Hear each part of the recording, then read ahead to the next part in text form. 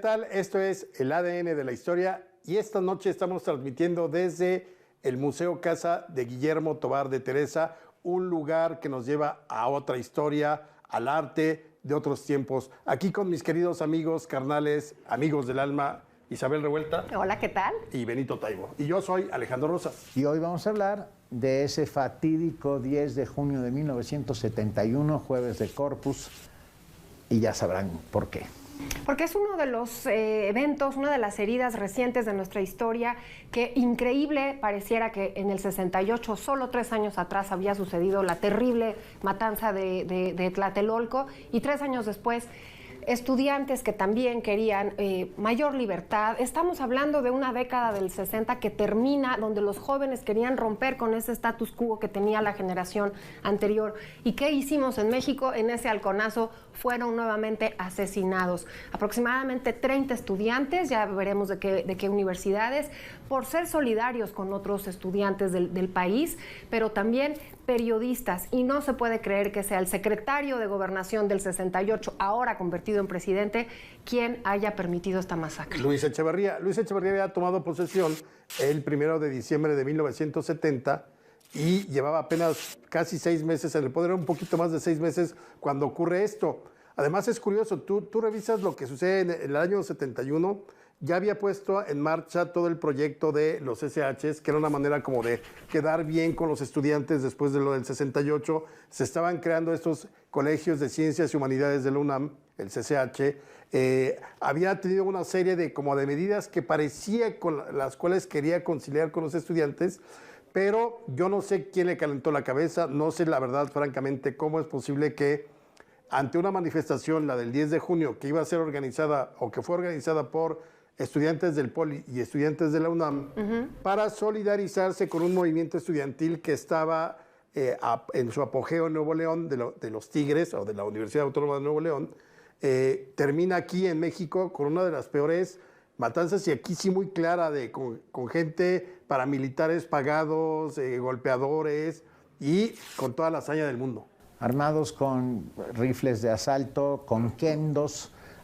Se cuenta, hay una leyenda negra detrás de todo esto que tiene que ver con Alfonso Corona del Rosal, que era el regente de la ciudad y al cual a partir de ese momento se le llama Alconso, porque se hacen llamar a sí mismos los halcones, los que hacen esto. Parece ser que fueron entrenados en campos deportivos del departamento de Limpia del Distrito Federal, y hay una leyenda negra, insisto, no está comprobada, en que Sobek, ¿recuerdan aquel personaje? Claro. Escapista, etcétera, los había entrenado en artes marciales, etcétera, etcétera.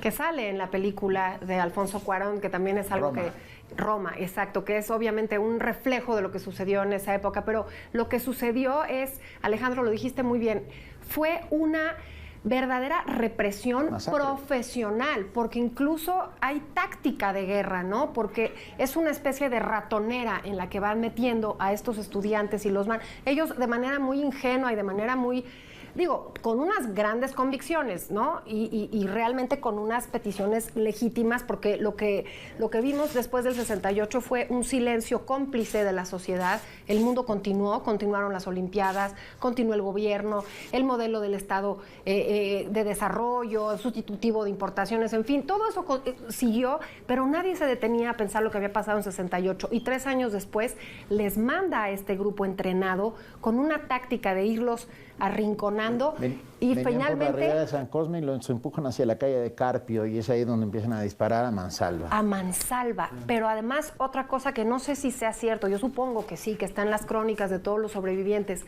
fueron incluso estos halcones a los hospitales donde todavía estaban malheridos y estaban tratando de curar sus heridas, a rematarlos. Y lo increíble es, ¿cuál fue la respuesta? El gobierno, desde luego, se deslindó, la presidencia se deslindó del asunto y ordenó, desde luego, como siempre en toda la historia, una investigación exhaustiva y que llegara hasta donde tuviera que llegar y hasta las últimas consecuencias, que es lo que hemos escuchado a lo largo de la historia en todo este tipo de crímenes políticos, ¿no? Sí, y esas últimas consecuencias son que hasta el día de hoy no hay nadie responsable de estos hechos. Se hizo una comisión de la verdad, por fin murió Echeverría a los 100 y pico años sin haber pagado las culpas que tenía. Alfonso Martínez del Rosal, no sé dónde quedó. Alfonso Rosal, Corona, no sé dónde quedó, desapareció. Sí, pero bueno, es una de esas manchas negras en la historia de nuestro país. Pero además es el inicio de una década, como decía Isabel, todavía no hay visos de crisis económica. O sea, a pesar de todo lo que hizo en represión el gobierno de Díaz Ordaz y lo que hace de represión Echeverría, realmente la situación económica todavía viene con lo que último que queda del milagro mexicano. Entonces ahí lo interesante es que entra el nuevo gobierno. No, yo no creo que fuera necesario una represión de este tipo. Es más, no creo que sea necesaria en ningún momento. Pero a lo que voy es que después de lo que había sucedido en el 68 y poniendo ya, digamos, de por medio el asunto de se estaban creando los SHs, los Colegios de Ciencias y Humanidades, como para ampliar la matrícula de la universidad, sobre todo para los preparatorianos. Era un México, por ejemplo, ya se hablaba, ese año se funda la CONAPO, el Consejo Nacional de Población, porque ya se había disparado la población de una manera terrible. Un gran problema, sí. Ahí es cuando surgen lemas como la familia pequeña vive mejor. Y, o sea, va caminando un México en cierto modo tranquilo. Lo que sí existía ya eran la guerrilla urbana. Y hay varios, por ejemplo, el Partido del Pueblo, que era pues, un grupo guerrillero de guerrilla urbana, asaltaba bancos en distintos lugares del país. Se convirtieron en asaltabancos para obtener recursos para el movimiento. Claro, porque si bien, digamos, el Estado mexicano continuaba en bonanza de alguna forma, con esa inercia que traía de otras décadas, no podían los jóvenes estar fuera de lo que estaba sucediendo en el mundo. Y el mundo estaba despertando, el mundo estaba lleno de estas ideas que en Estados Unidos se pueden ver muy bien con Martin Luther King, o se pueden ver muy bien en Europa, ¿no? Los jóvenes en Europa también estaban buscando romper con todo. Dejarse el pelo largo era ya en sí un statement, era una postura. Un símbolo, entonces, sí. un símbolo. Entonces, sí llama mucho la atención que por un lado viene la explosión demográfica, que así le llamaban en esa época, pero yo creo que fue una torpeza muy grande de ese Estado no madurar con esos jóvenes, no tomar la estafeta de esos jóvenes. Y me parece muy bien que en la película de Alfonso Cuarón, Roma, lo hayan puesto a las nuevas generaciones. Ese día, esa angustia que se sentía de escuchar los balazos en una tienda departamental como si nada, como si no estuviese pasando nada en la Ciudad de México. Y creo que fue una muy buena forma de entender ese México.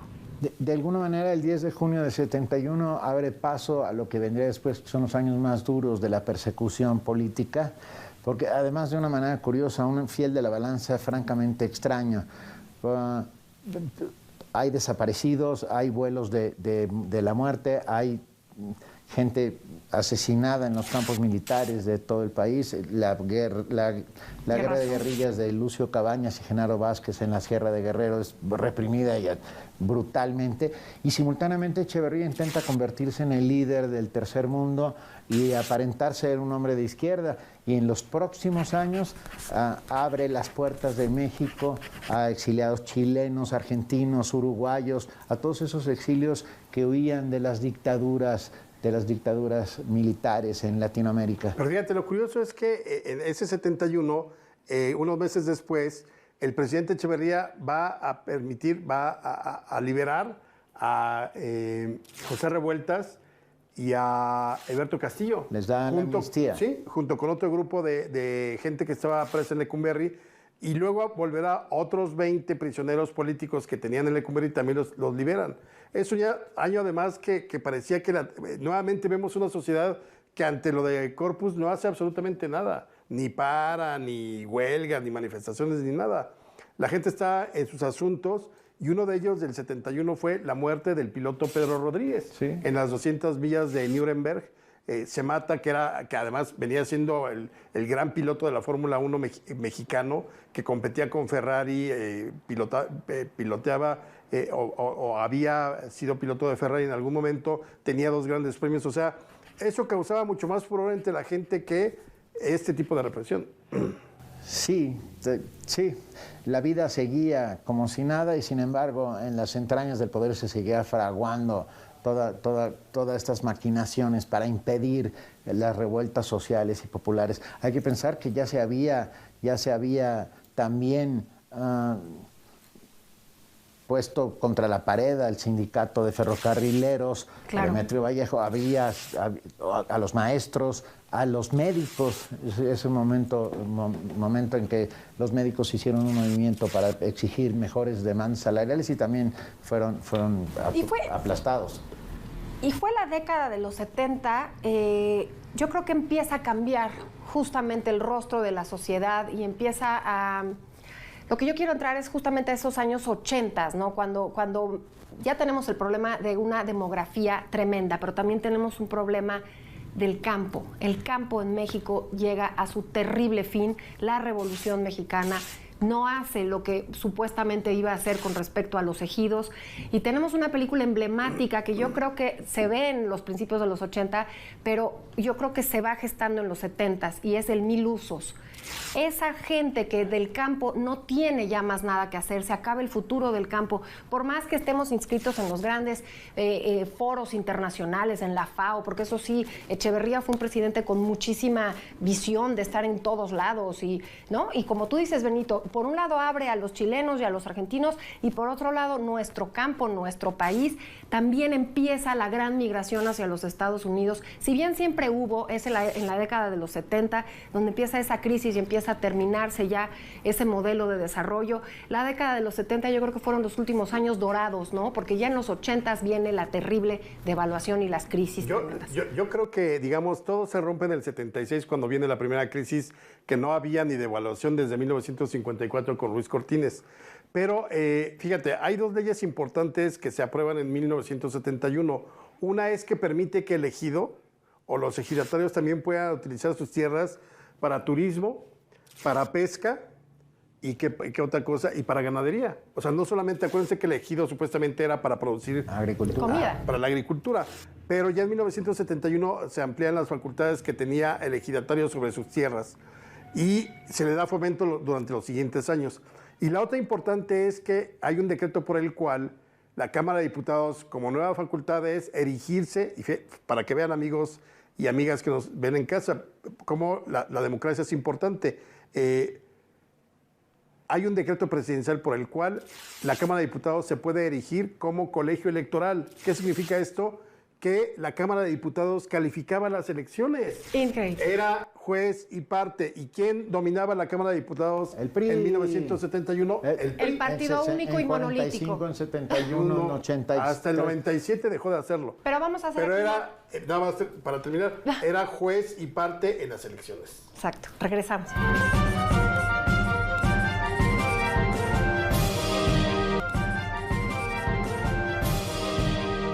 Estamos de vuelta aquí en el ADN de la historia desde el Museo Casa Guillermo Tobar de Teresa.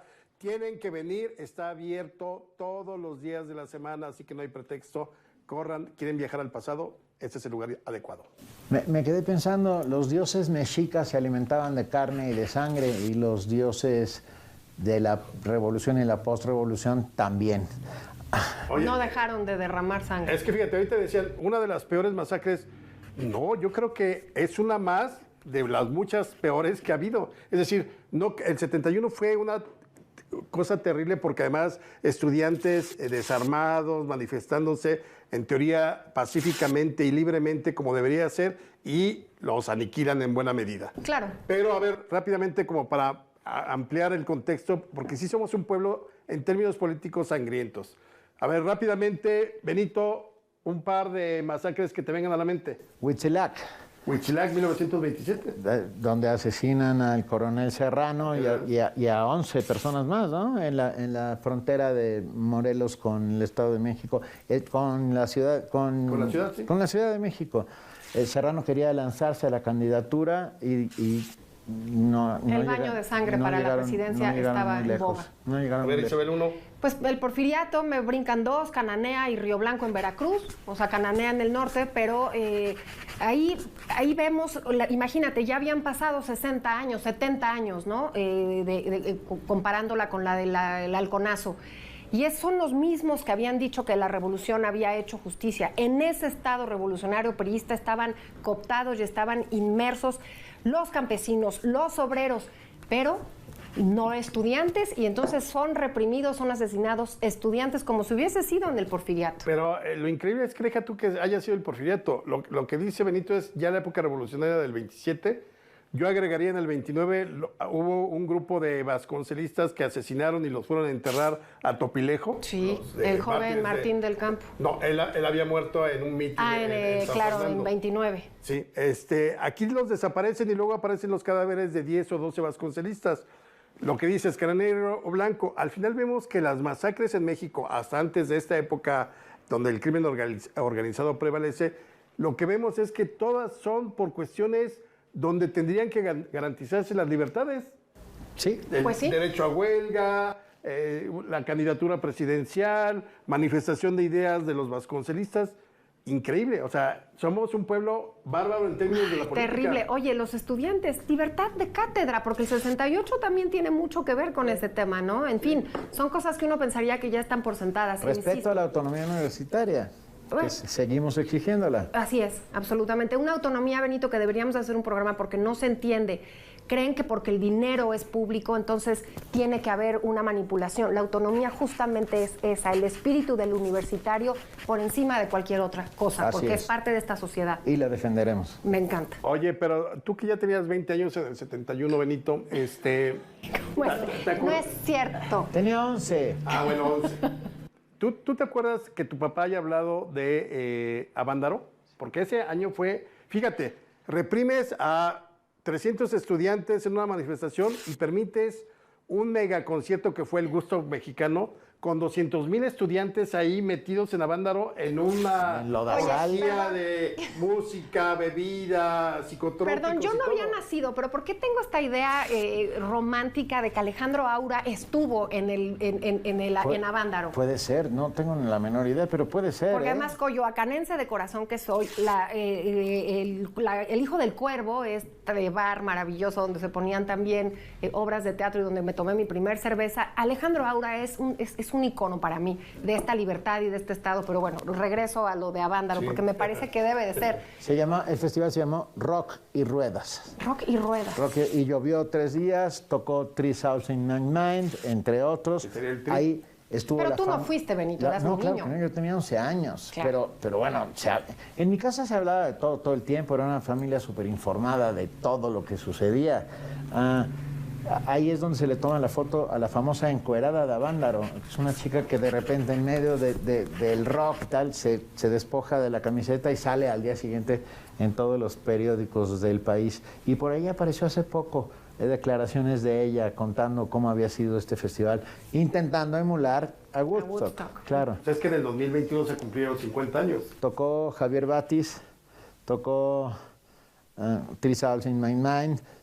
En este momento no recuerdo muchos más. Oye, pero sobre todo, fíjate, yo creo que ese fue el último gran festival y luego ya se impidieron los conciertos masivos. O sea, tú podías ir al auditorio a ver conciertos, pero era la nueva trova que llegaba, los folcloristas, etcétera. Pero ya en últimas fechas, porque al principio eran los grandes conciertos en el Auditorio Nacional. Pero el realmente primero de ellos importantes. debe ser a principios de los 80s, que es cuando viene Chicago. Sí. La banda Chicago. ¿Cuál fue el del portazo, donde ya se terminó? Ahí quemaron camiones en Reforma. Pero no es rock, Chicago son súper pop, son súper fresas. Y se volvieron a prohibir los conciertos hasta que llegó... Rod Stewart. No, bueno, intentó tocar en México. Aquí en México el primer masivo después de... Fue en el 81 Queen. Pero Queen no estuvo en la Ciudad de México, estuvo en Puebla. Que hay una escena maravillosa con Freddie Mercury con un sombrero mexicano de charro. Que ofendió a los poblanos. Y ¡Qué barbaridad! No entiendo por qué. Los poblanos empezaron a arrojarle los zapatos. Y entonces ya ahí se las mentó Freddie Mercury y prometieron nunca regresar porque dice, esto fue corrupción, por suerte salimos vivos de México, fue un desastre. Luego vino lo de Chicago, ¿qué dices? Sí.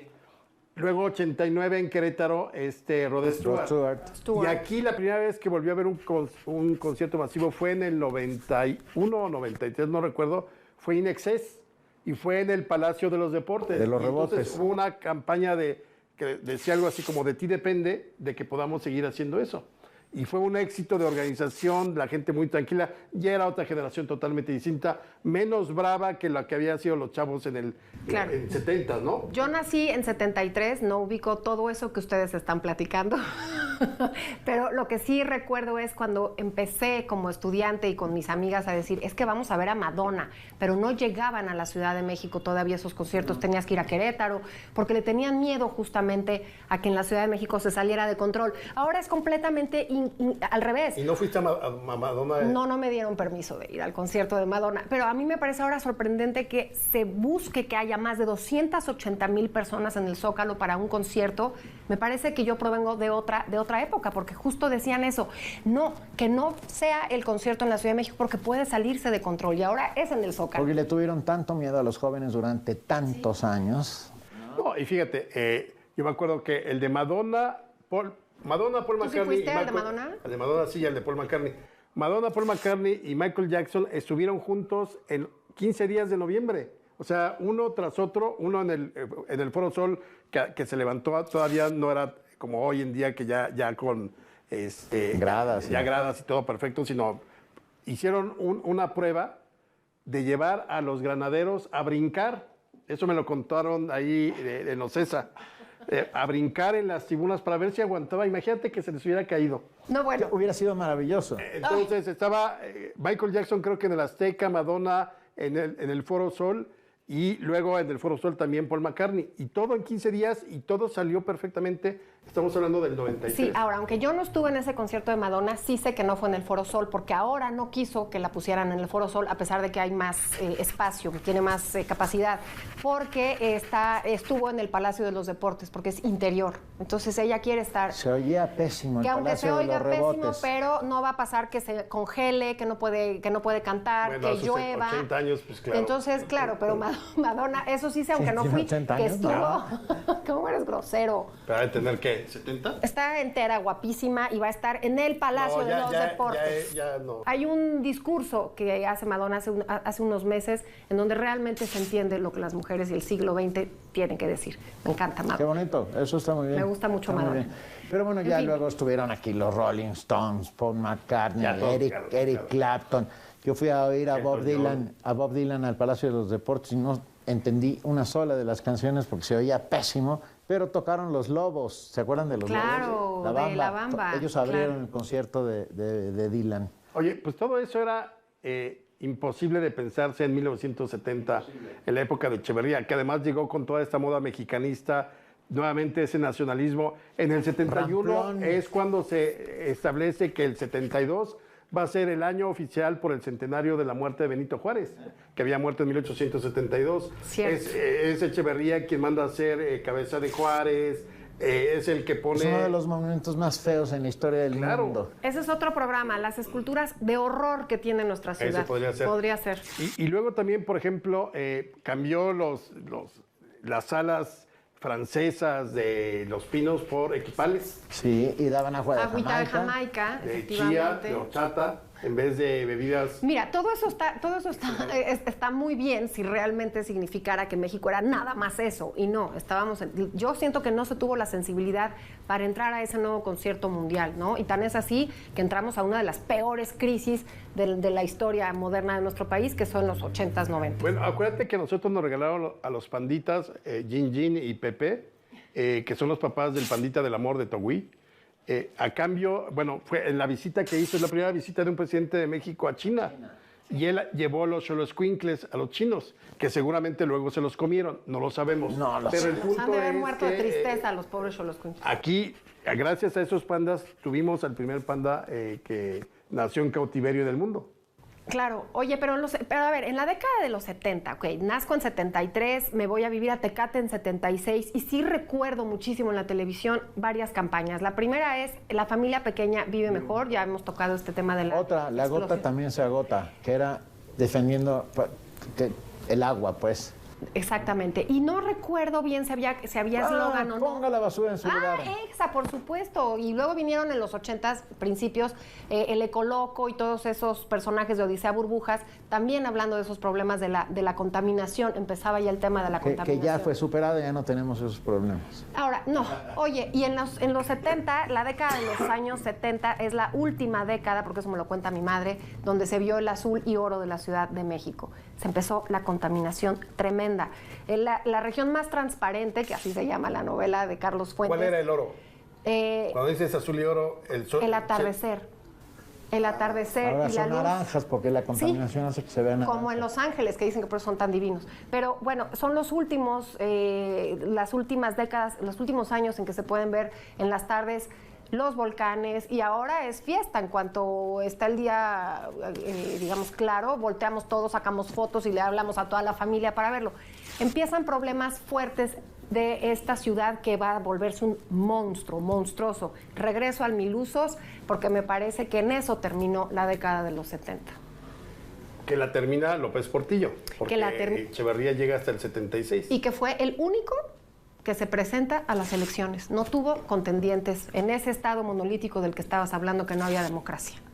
En mi casa se hizo un simulacro de elecciones. Mis padres, para que los niños aprendiéramos cómo funcionaban las elecciones, etcétera, etcétera, votaron mi padre, mi madre, mi tío abuelo, mi hermano y yo, y ganó por 5 votos a 2 nulos, Chabelo. Oye, todavía no existe, todavía era el Telesistema Mexicano del 71, cuando la matanza. Televisa me parece que sería hasta el 73 cuando se fusiona Telesistema Mexicano con los otros canales, ¿no? Con TIM, Televisión Independiente de México, Sí. que era Canal 8. Oigan, y era la Ya nos época vamos. de los polivoces, era la época de Madaleno, Tenemos que hacer del un Club programa del sobre la Hogar. televisión mexicana. Sí, ¿Va? claro. Venga. Y esa década. Por lo pronto, esto es el ADN de la historia. Nos vemos el próximo sábado. Gracias por su atención. Gracias, Isabel Revuelta, Alejandro Rosas. Muchas gracias. Queridos Gracias, amigos, Benito, un Taibo. placer.